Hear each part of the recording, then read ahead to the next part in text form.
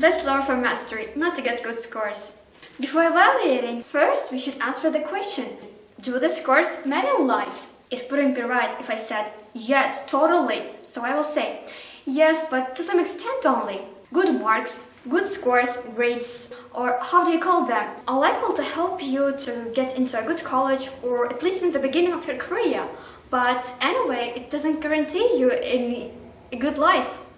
In most cases, the scores are just a measure of hard work that a student has put into memorizing the particular syllabus, and that is also for the sake of getting good marks. After so much work and great pressure, not sleeping at nights, a student gets a good mark. Everyone, including his parents, teachers, and friends, praise him, and after a few days, he forgets everything and starts preparing for the next exam. Sometimes these scores are called like the scores which tell you how good you crammed before an exam. There are cases where the students who want to get good marks manage to cheat off during the exam. Here I can add the cases when teachers have very good relations with their students or with their parents. But of course it depends on the subject you are studying, whether you have passion towards it or if it's connected with the profession you have chosen for the future. Here I'm not trying to say that one should neglect good marks or scores. All you need is to have a goal that you have your eyes set, a serious plan that you are reaching for, and then the world is ready to accept you with open arms. You should become a master in what you are going to be. You just have to have a faith in yourself.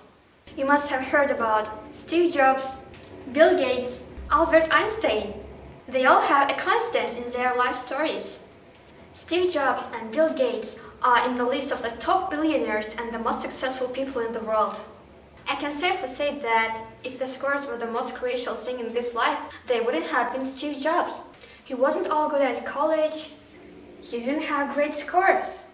But soon he was expelled from the university. He was attending the classes he loved and was constantly educating himself and was doing the work he loved. And Bill Gates, he got admitted to the Harvard University and eventually he was dropped out of the university because he did something he liked. And you know, he's the second richest man in the world now. And we all know who is Albert Einstein. He hated school. His teacher expelled him because of his bad attitude. Sooner he tried to enter the university, but his knowledge other than maths wasn't good enough. Following the advice of his principal, he went to college. After he finally graduated from college, he got a job as a clerk.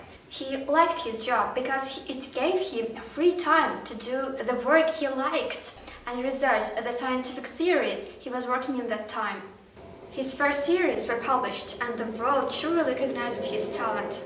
There is a saying by him which goes as, everybody is a genius, but if you judge a fish by its ability to climb a tree, it will live its whole life believing that it's stupid.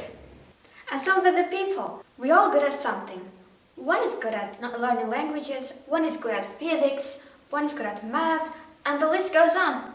Today, most of the employers stress the importance of how is an employee good in practice or how he is skilled. Even an employee has bad marks, even if he specialized in another field, they are all looking for the ones who is better for them. And it's not all about marks. It's about to be the master in what you are going to be. I have seen the brightest minds not score well, but they get succeed in this life. And the ones with red diplomas with shiny excellent marks, washing cars outside or serving food in fast food cafes. In conclusion, I would like to say that scores have nothing to say about the talent. Scores don't show whether you are intelligent or not. So, prepare for the life and enhance your knowledge, but not for the sake of getting good scores. Let's learn from mastery, not to get good scores.